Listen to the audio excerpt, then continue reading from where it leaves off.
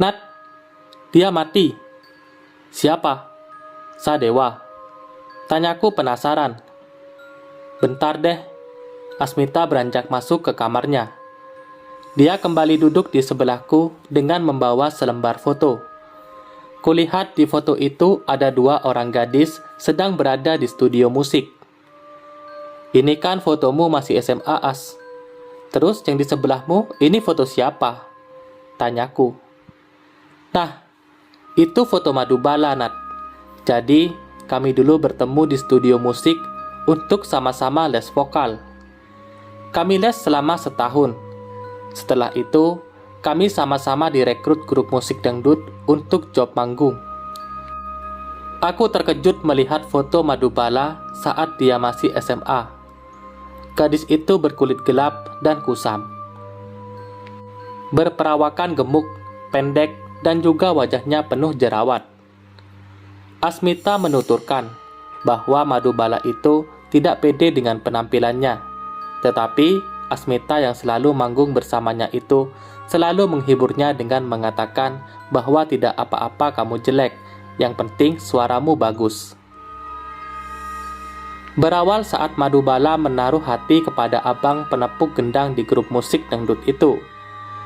Namun betapa kecewanya dia saat si abang menepuk gendang itu sama sekali tidak tertarik padanya. Si abang itu malah jatuh cinta dan berpacaran dengan penyanyi dangdut lain yang wajahnya cantik bak bidadari. Tidak seperti Madubala yang buruk rupa. Gadis cantik itu juga satu grup musik dengan Madubala dan Asmita. Patah hati dan pedih, itulah yang dirasakan Madubala, karena ambisinya besar untuk memiliki si abang penepuk gendang itu. Dia nekat pergi mendatangi Bunda Rukayah, dukun wanita tersohor dari desa sebelah, untuk meminta pertolongan. Beliau adalah langganan para artis dan penyanyi untuk menolong mereka secara gaib. Ya, begitulah, lewat susuk, pembuka aura, pelet, dan juga guna-guna.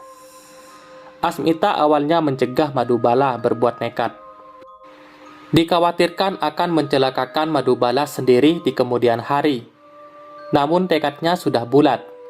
Dia lelah dihina terus dan sudah kesekian kali ditolak lelaki. Madubala meminta Asmita untuk menemaninya ke rumah dukun wanita bernama Bunda Rukayah itu. Tapi Asmita takut dan menolak.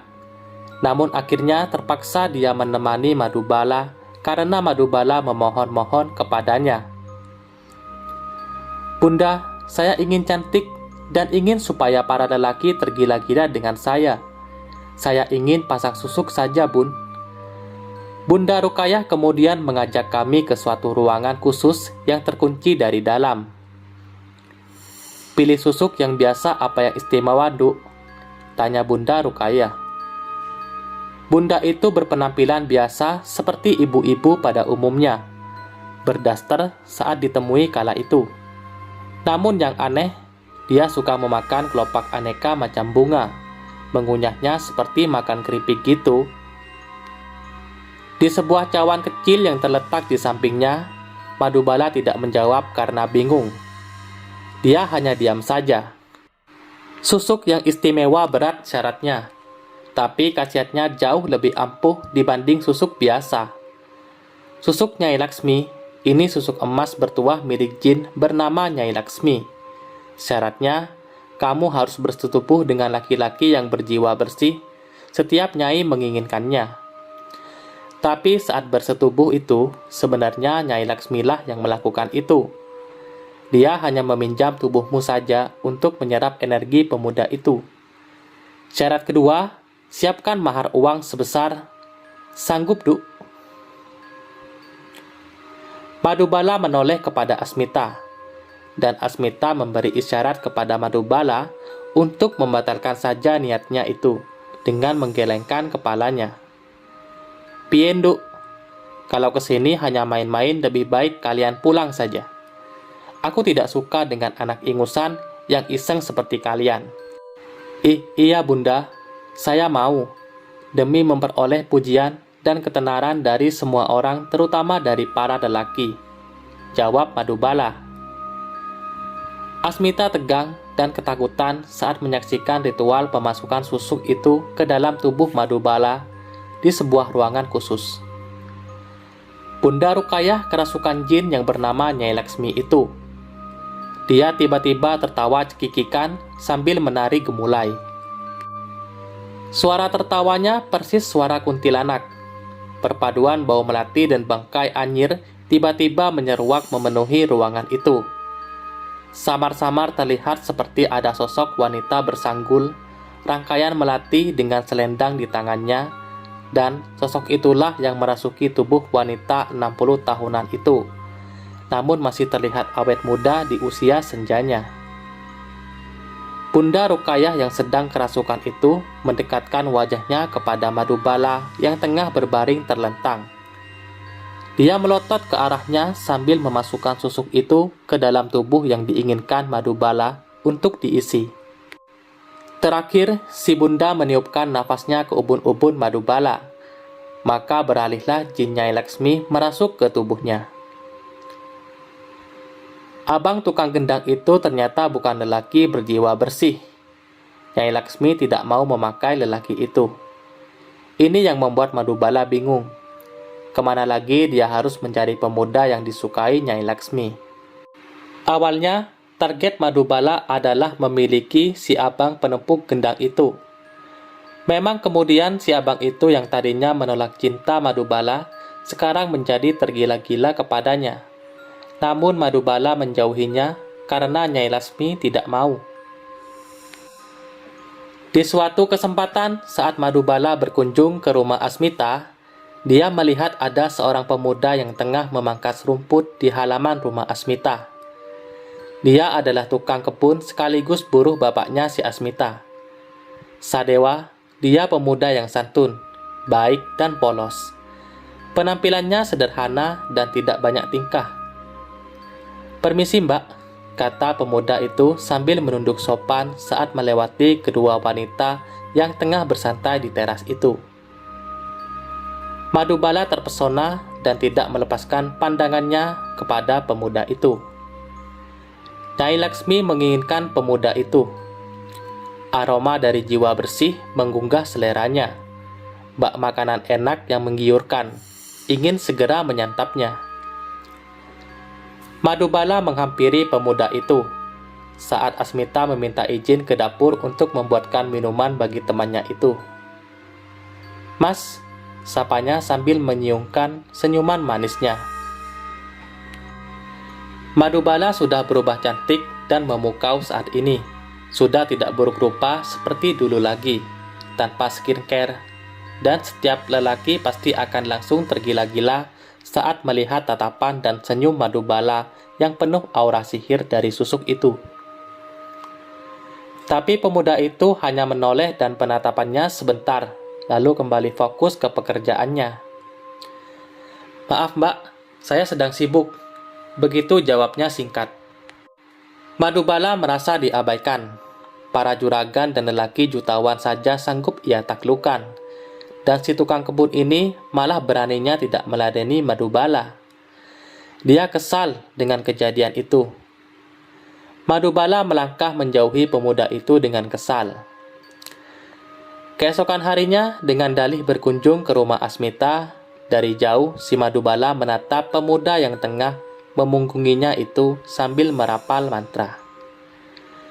Asmita yang tidak sengaja mengetahui apa yang dilakukan temannya itu, hanya mengintipnya dari jendela ruang tamunya sambil ketakutan.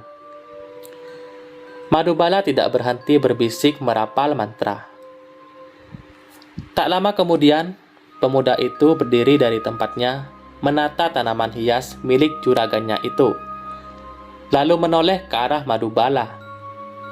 Seperti kerbau yang dicocok hidungnya, pemuda itu menghampiri Madubala.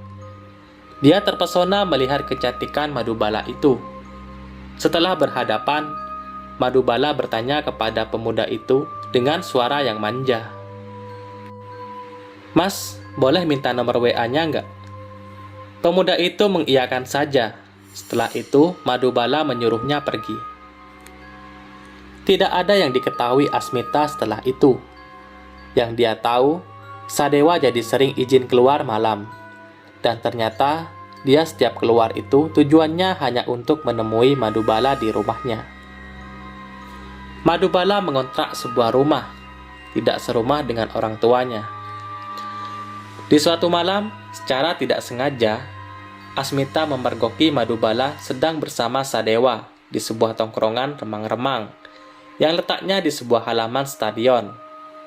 Dengan mengintip dari balik tenda warung, dia melihat Sadewa dengan tatapan membara penuh birahi mencumbui Madubala.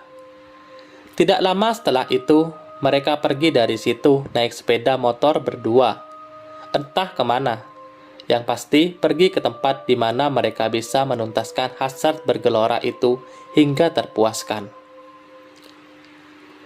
Sadewa terlihat pucat hari ini, dan semakin hari semakin pucat wajahnya. Le, Dewa, kamu istirahat saja kalau sakit. Tidak usah kerja hari ini. Ayo ke dokter bapak antar, kata bapaknya Asmita kepada Sadewa. Tidak usah pak, kalau boleh saya ingin izin pulang kampung saja. Istirahat beberapa hari di rumah, balas Sadewa. Ya sudah, bapak izinkan. Tapi ayo nurut bapak ke dokter dulu supaya dapat obat, kata bapak Asmita. Sepulangnya Sadewa ke kampung halamannya, bapak Asmita menuturkan kepada istrinya dan juga kepada Asmita bahwa tidak ditemukan penyakit apapun dalam diri Sadewa. Dokter hanya memberikan suplemen kepada Sadewa. Bapak Asmita heran, kalau tidak sakit, kenapa anak itu wajahnya pucat? Seminggu kemudian, datang kabar dari kampung Sadewa bahwa pemuda itu meninggal. Keluarga Sadewa menuturkan bahwa Sadewa meninggal karena serangan jantung. Padahal sebelumnya tidak ada riwayat jantung. Dia juga bukan perokok dan peminum. Asmita hanya diam dan menyimpan kejadian ini dalam hatinya. Dia takut kepada Nyai Laksmi jika ikut campur urusannya. Hingga dia menuturkan cerita ini kepadaku. Dia masih bungkam. Hanya aku yang dia percayai, karena aku juga bisa melihat sosok si Nyai itu.